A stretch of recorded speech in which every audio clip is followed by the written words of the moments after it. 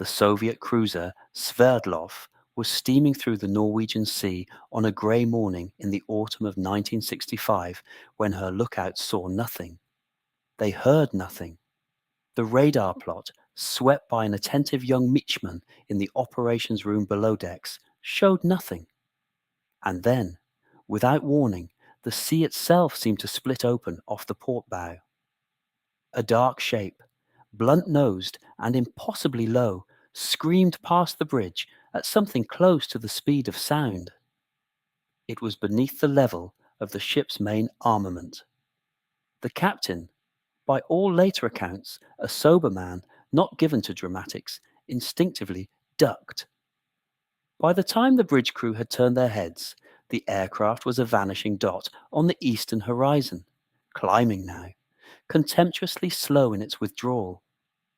There had been no time to bring a gun to bear, no time to lock a fire control radar, no time, in truth, to do anything at all except register that had the pilot wished it, the Sverdlov would already be on fire and listing. The aircraft was a Blackburn Buccaneer of the Royal Navy's Fleet Air Arm. The pilot was almost certainly grinning under his oxygen mask. And the Soviet captain, when he wrote his report, was about to add his name to a quietly growing list of men in the Northern Fleet who had begun to dread the sight of an empty sea. Because that was the Buccaneer's trick. You did not see it coming. You did not hear it coming. The first warning you received was the shock wave through your hull and the pale British roundel disappearing into the spray.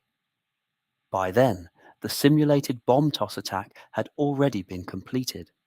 By then, in any war that mattered, you were dead. For roughly 30 years, from her first flight in 1958 to her retirement in 1994, this strange, humpbacked aircraft was Britain's deepest held secret of conventional deterrence at sea. She was designed for one purpose: to slip beneath Soviet radar coverage, deliver a nuclear or conventional weapon against the heaviest warships in the Red Banner Northern Fleet, and get home. She did this so well that, in NATO exercises, American carrier groups protested her presence. She did it so well that Soviet doctrine eventually shifted to account for her. And she did it so well that, in 1991, when she was meant to be obsolete, she went to the Gulf and rewrote the textbook for laser-guided bombing in a single fortnight. This is the story of how a strapped-for-cash post-war Britain, told by both the Treasury and the Air Ministry that her day as a great power was done, quietly built the finest low-level strike aircraft of the Cold War. It is a story of Whitehall infighting, of an aircraft cancelled 3 times and resurrected each time by the men who flew her. It is a story of a generation of Fleet Air Arm aircrew who became, by necessity, the most aggressive maritime strike force in NATO. And it is the story of why, beneath the Arctic Circle, in the wardrooms of Murmansk and Severomorsk, the silhouette of this peculiar British aeroplane became something close to a folk demon. She flew at 50 feet above the waves. She carried a nuclear weapon in a rotating bomb bay no one else had thought to design. And for 3 decades, when the balloon went up, she was the answer to a question the Royal Navy did not dare ask aloud. How did we get there? Begin in Whitehall, 1952. Britain in 1952 was a country still on the ration. Tea was rationed until that October, sweets until the following February, meat until the summer of 1954. The new Queen had come to the throne in February with her father's coffin barely cold, and the Conservatives under Churchill had been back in Downing Street for 10 months, presiding over an empire that was, even then, visibly fraying. Malaya was in its 5th year of emergency. Kenya was about to erupt into Mau Mau. Egypt was restless under Farouk, who would be deposed in a coup that July, setting in train events that would lead, 4 years later, to Suez and national humiliation. Against this backdrop, the Admiralty faced a problem that nobody in the country at large appreciated, and that the Treasury was determined not to fund. The problem had a name.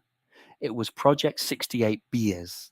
In Soviet shipyards at Leningrad, Nikolaev, and Molotovsk, Stalin had ordered the construction of a class of fast, heavily armed light cruisers, the Sverdlovs, designed to break out into the Atlantic and savage Allied convoys in any future war. 14 were laid down. Eventually, 14 would be commissioned. Each displaced 16,000 tons.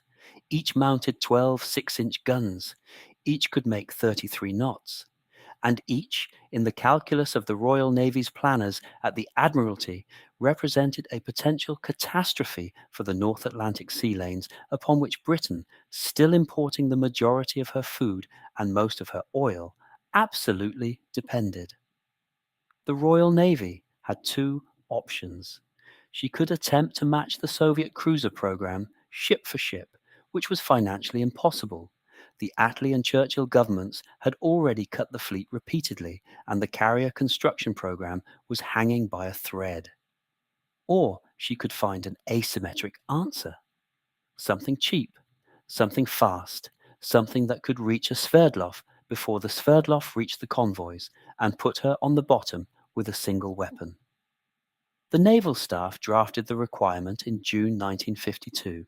It was given the designation NA.39.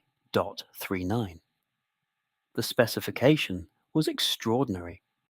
The aircraft was to be carrier-borne, to operate from the Royal Navy's existing fleet carriers, Eagle, Ark Royal, Victorious, and the planned Hermes. She was to cruise at high subsonic speed at no more than 200 feet above the sea, beneath the radar horizon of any surface ship.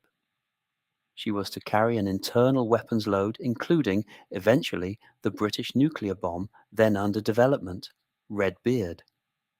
And she was to have the range to penetrate from a carrier in the Norwegian Sea right into the Barents and back. It was, on paper, a near impossible aeroplane. Low-level flight is the cruelest regime in aviation. The air is dense, drag is punishing, fuel consumption is brutal, and the airframe is hammered by turbulence, stress, testing every rivet. Most aircraft designed for high-altitude work simply break apart if asked to live at 50 feet. Yet that was where the Buccaneer would have to live, because that was the only place a Soviet radar operator could not see her. The Royal Air Force, predictably, despised the project from the outset.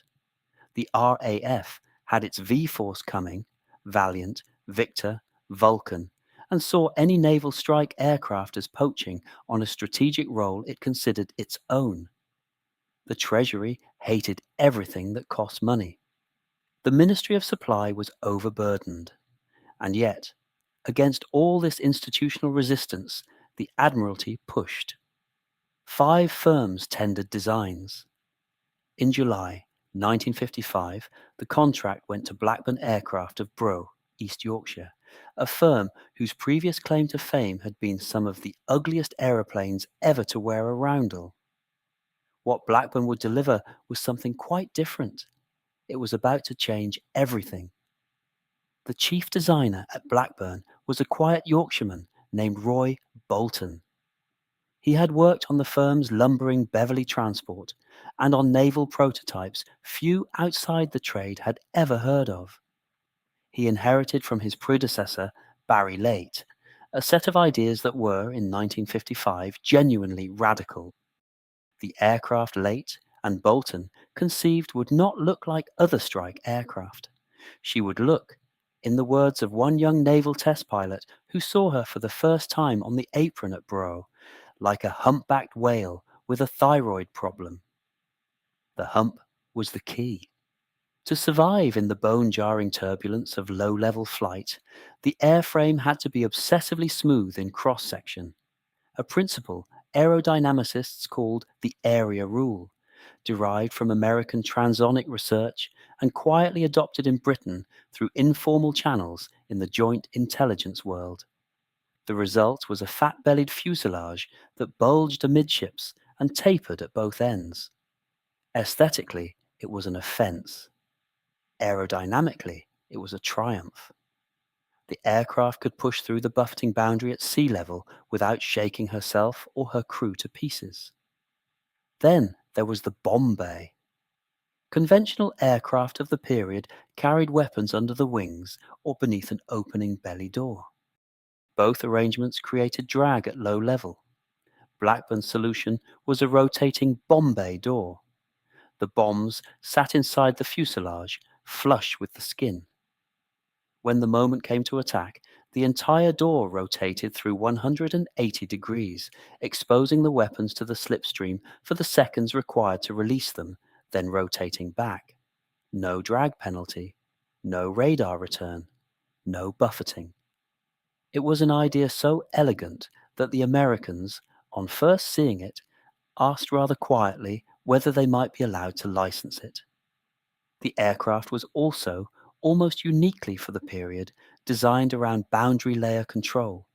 High-pressure air bled from the engines and blown over the wings and tailplane to delay the airflow's separation. This allowed the Buccaneer to take off and land at speeds slow enough for a carrier deck, despite her stubby, highly loaded wing. Without that trick, she could not have gone to sea at all. Her first flight was on April 30th, 1958 at RAE Bedford, with the firm's chief test pilot Derek Whitehead at the controls. The aeroplane was then called the Blackburn NA.39. She would not become the Buccaneer S.1 until 1962, when she entered Fleet Air Arms Service with 801 Naval Air Squadron aboard Ark Royal. The men who would fly her were a particular breed. Fleet Air Arm aircrew of the early 1960s had inherited the swagger of Taranto and the bitter memory of the Prince of Wales and Repulse sunk off Malaya in December 1941. They knew, in a way the RAF did not always seem to, that maritime strike was a matter of life and death for the kingdom. Their training was relentless. To fly the Buccaneer was to fly at speeds approaching 600 knots, 50 feet above water that, in the Norwegian Sea in February, could kill an unprotected man in 3 minutes. Errors were not survivable. The squadron mottos told the story plainly enough. And on the other side of the North Cape, the Soviet Northern Fleet was watching. The Glavny Stab, Faith, MF, the Soviet Naval Main Staff in Moscow, had read the British naval press carefully. They knew about the NA-39. They knew Blackburn was building something. They did not yet know how good it would be. They were about to find out. In 1963, an unmarked Buccaneer flew over a Soviet trawler in the Norwegian Sea. The trawler radioed Murmansk. Murmansk did not know what to make of the report. The aircraft, the trawler said, had appeared from nowhere. That was about to become a familiar phrase. The first crisis was not Soviet. It was British, and it nearly killed the Buccaneer before she had reached her stride.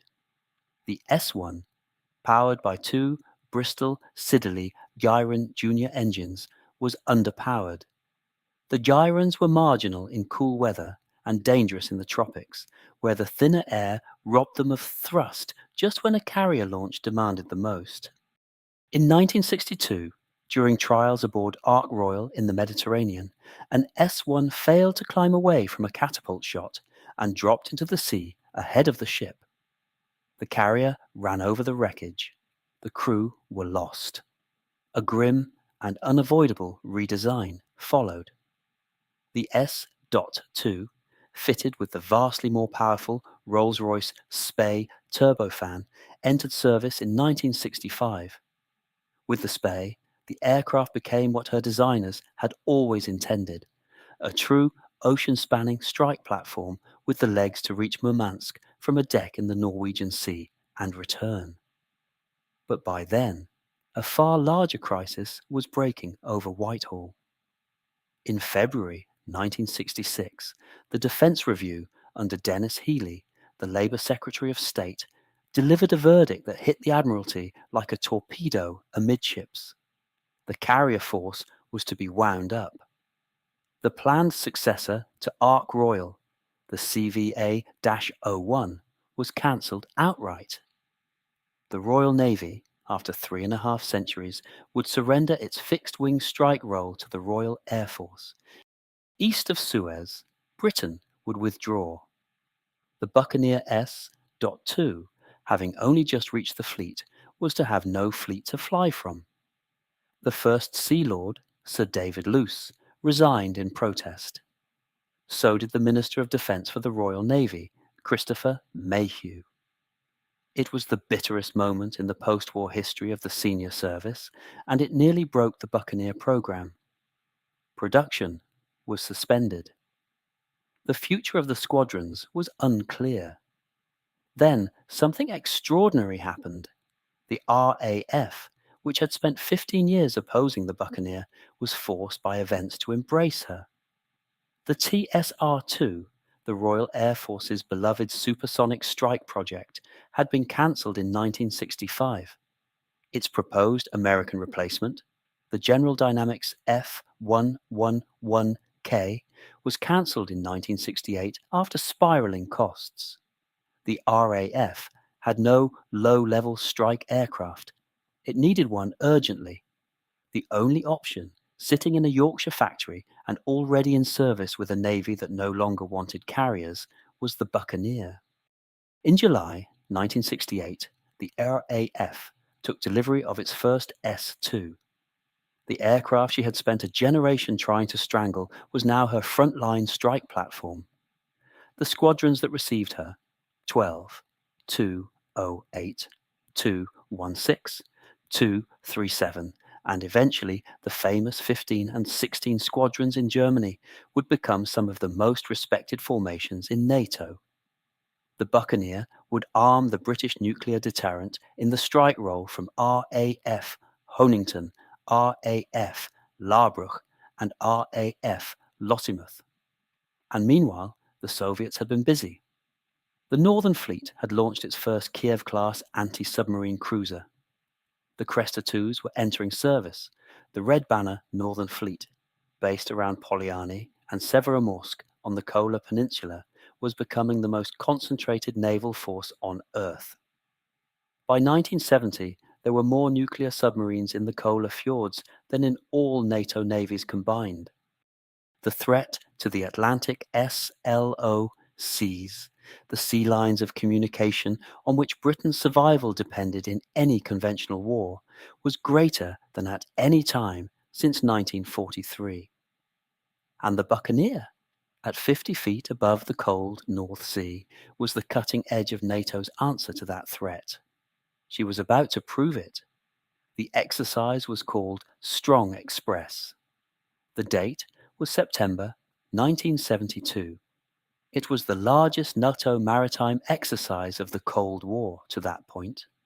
300 warships, 700 aircraft, 64,000 personnel across an area of the Norwegian Sea, Baltic approaches, and North Atlantic the size of Western Europe.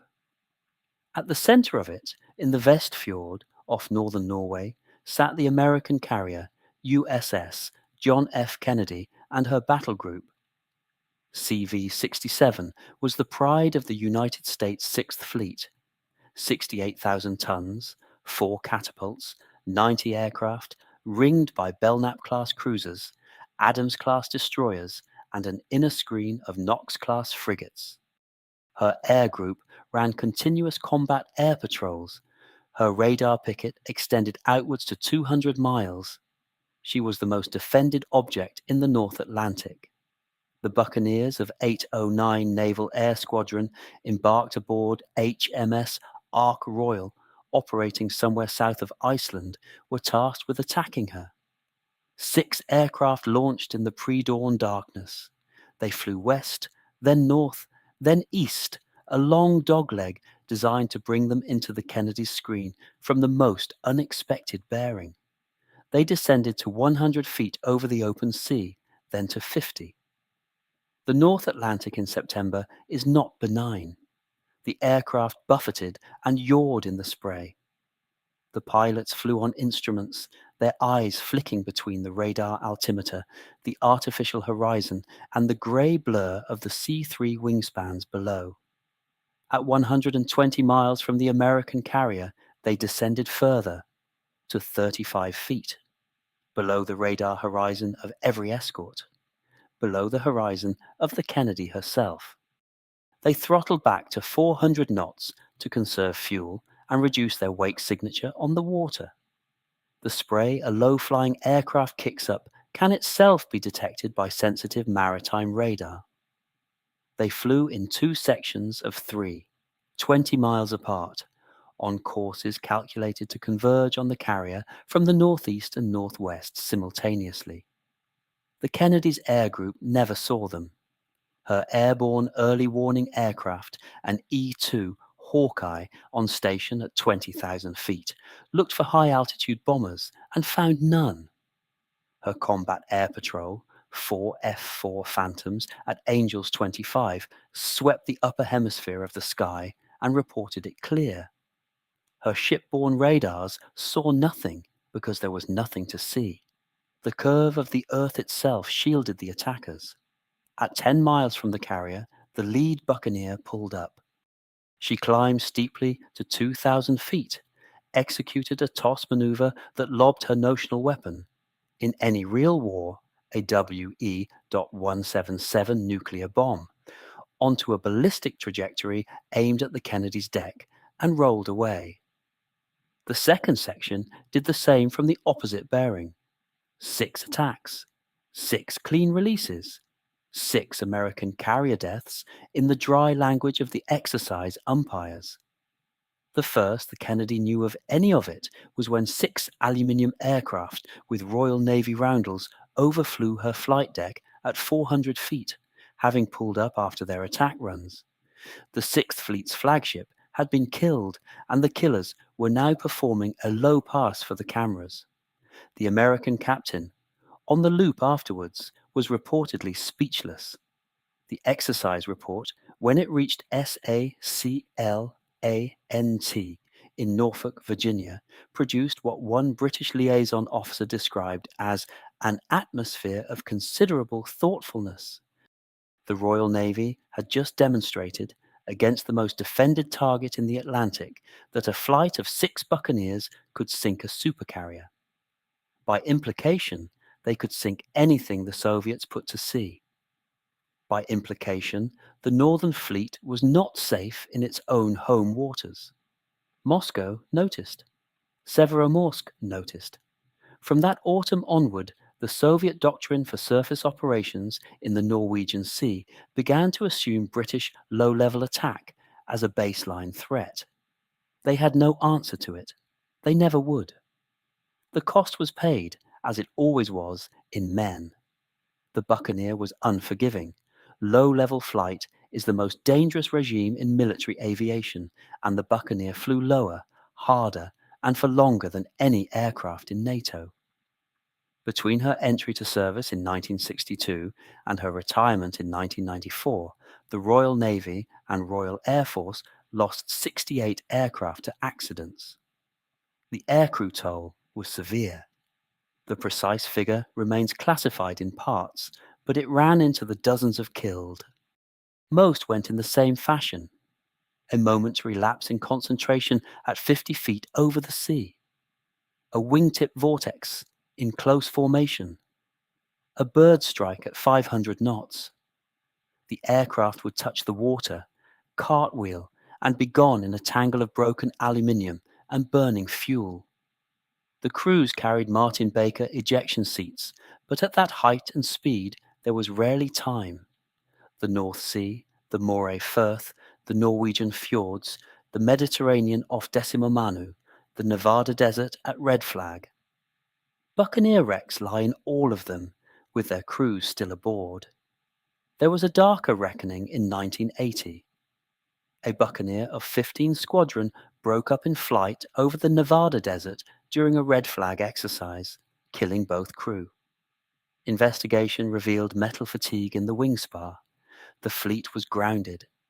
The Ministry of Defence faced the possibility of having to scrap the aircraft outright.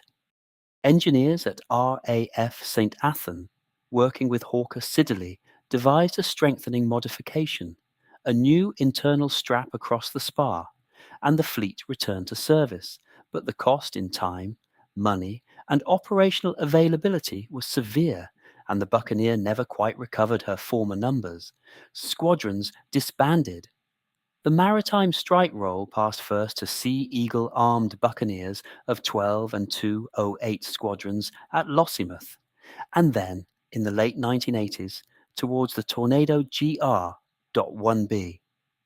There was a political cost, too. The bitterness of the 1966 Defence Review never quite faded. 2 generations of Fleet Air Arm officers, men who had trained for years to fly the world's finest strike aircraft from carrier decks, watched their service amputated. Ark Royal, the last conventional fixed-wing carrier in the Royal Navy, paid off in 1979. The squadrons that had flown her Buccaneers were scattered, retired, or transferred grumpily to RAF colours. When the Falklands came in 1982, the Royal Navy had no Buccaneers afloat. The aircraft that could have torn the Argentine surface fleet apart in a single afternoon sat on runways in Lossiemouth and Honington, while Sea Harriers, magnificent but few, fought the war from the decks of Hermes and Invincible. This was, in one reading, the deepest cost of all. The Buccaneer existed, and Britain could not deploy her where she was needed. The Argentine cruiser General Belgrano was sunk by HMS Conqueror, a submarine with 2 World War II vintage torpedoes. A flight of Buccaneers could have done the same job in 20 minutes from 500 miles away. They were not there.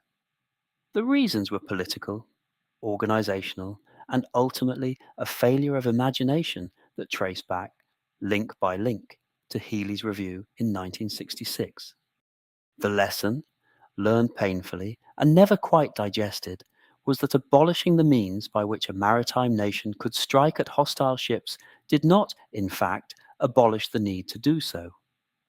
The lesson would be tested again in the Gulf, and the Buccaneer, in the autumn of her career, would deliver one final answer. She had a little life left in her yet.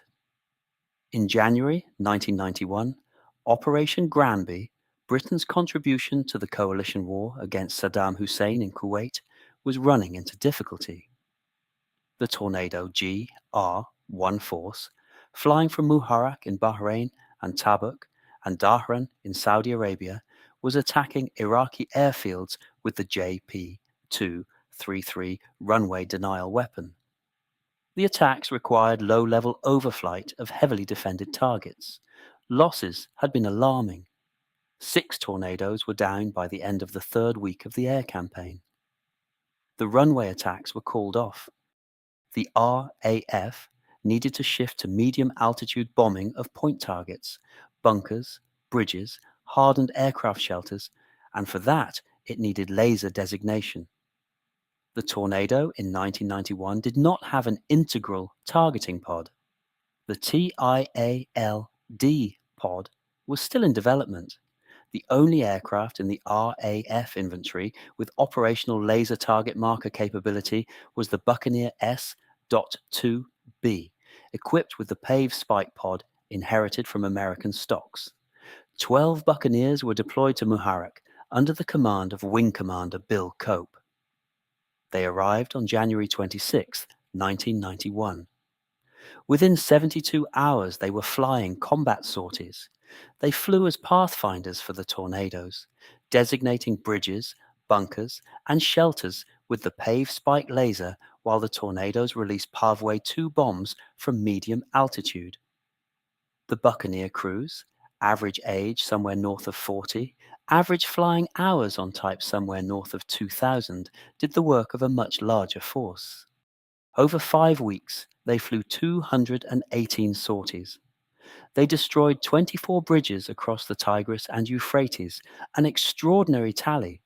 many of them dropped in a single span by a tornado bomb arriving on the Buccaneer's laser dot. They lost no aircraft and no crew.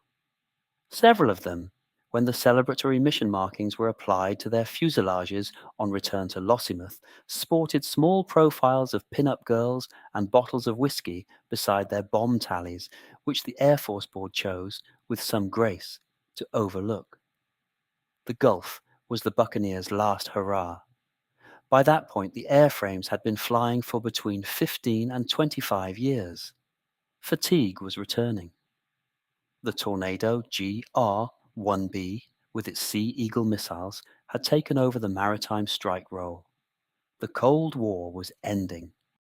The Northern Fleet, which had been the entire reason for the aircraft's existence, was rusting at her moorings in Severomorsk and Polyarny, her crews unpaid, her ships unmaintained, her doctrine in ruins. On March 31st, 1994, the last Buccaneers flew from RAF Lossiemouth on a final ceremonial pass over the Moray Firth. There was no fanfare. The squadron disbanded that afternoon. A handful of aircraft were preserved at Cosford, at Yeovilton, at East Fortune, at Brough, where she had been born. The rest were scrapped or sent to gateguard duty at airfields across the country. The men who had flown her drifted into retirement, into airline work, into instruction at Cranwell, or with the South African Air Force, which had operated her own variant, the S.50, until 1991. The Buccaneer had outlived her purpose, her enemy, and the institutions that had built her. The Fleet Air Arm of 1994 was a different beast from the Fleet Air Arm of 1962, and the Royal Air Force was already turning towards the Eurofighter and the next generation. The Cold War for which she had been designed was over. Britain's place in the world was being recalibrated yet again. But for 30 years, in the hardest decades of the Cold War, the Buccaneer had done what she was designed to do. She had kept the Soviet surface fleet pinned to its own coastline. She had ensured that any breakout into the Atlantic would be punished, perhaps fatally, before it could begin. And she had done it without ever firing a shot in anger against the enemy for whom she was built. That was, in the end, the highest praise a Cold War weapon could earn. The Buccaneer's legacy is strange and quiet, as legacies of weapons that never fight their intended war tend to be. There is no equivalent of the Battle of Britain about her. No painting in the National Maritime Museum shows her doing the thing she was built to do, because the thing she was built to do, sink Soviet warships with British nuclear weapons in the opening hours of the Third World War, was, mercifully, never required. Her victories were exercises. Her kills were paper. And yet she shaped the Cold War in ways that are still imperfectly understood. The Soviet Northern Fleet, the largest concentration of naval power in human history, never put to sea in earnest against the West, in part because the cost of doing so had been made unaffordable by aircraft like the Buccaneer. Soviet planners in the 1970s and 1980s, we know this from documents that have emerged in fragments since the collapse of the USSR, assumed that any surface action group in the Norwegian Sea would face a layered British and American strike threat against which their defences were inadequate. They built their fleet accordingly. They invested in submarines rather than surface combatants. They held their cruisers close to their coast. The Buccaneer was one reason among several for this defensive posture, but she was a significant one. She also represented something more general about post-imperial Britain. She was the work of a country that, told repeatedly that her great power days were over, kept quietly building world-class military equipment anyway. The Buccaneer, like the V-bombers, like the Polaris boats, like the Chieftain tank, and the Type 42 destroyer and the Sea Harrier, was a reminder that Britain in the second half of the 20th century was not the spent force her detractors at home and abroad sometimes claimed. The country that produced these aircraft and ships, on a defence budget perpetually under siege from the Treasury, was still capable of work that the larger powers respected and the smaller envied. She was also a reminder of the cost of getting strategy wrong. The decision in 1966 to abandon the carrier strike role haunted the Royal Navy for decades.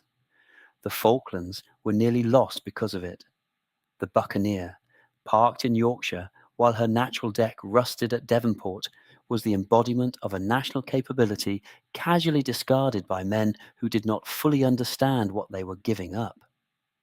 When the Queen Elizabeth-class carriers entered service in the 2010s, they did so without an organic, fixed-wing strike capability comparable to what the Royal Navy had possessed in 1965. Some things, once let go, are not easily recovered. For the men who flew her, the Fleet Air Arm, and RAF aircrew who pushed her out to 50 feet and held her there, sortie after sortie, year after year, over the cold seas of the north. She remains a kind of obsession. They gather still, in dwindling numbers, at Lossiemouth and Brough and Yeovilton. They speak of her with the particular affection reserved for an aircraft that asked everything and gave back what she was asked for. She was, they will tell you, an honest aeroplane. Brutal, demanding, unforgiving, but honest. She did what she promised, and what she promised for 3 decades was that no Soviet cruiser captain in the Northern Fleet could ever be quite sure that the empty sea ahead of him was really empty, 50 feet above the waves. The hump-backed Yorkshire whale. Britain's most secret weapon of the Cold War, hiding in plain sight on the apron at Lossiemouth. What do you think? Was the Buccaneer the finest strike aircraft of the Cold War? Or was she a magnificent answer to a question the Royal Navy should never have been forced to ask? Was the 1966 Defence Review the great betrayal of British naval power or a hard necessity? Tell us in the comments below. Like the video if you'd like more on the secret war beneath the Cold War, and subscribe for the next installment. Because the Royal Navy has rather a lot of stories still to tell. Until then.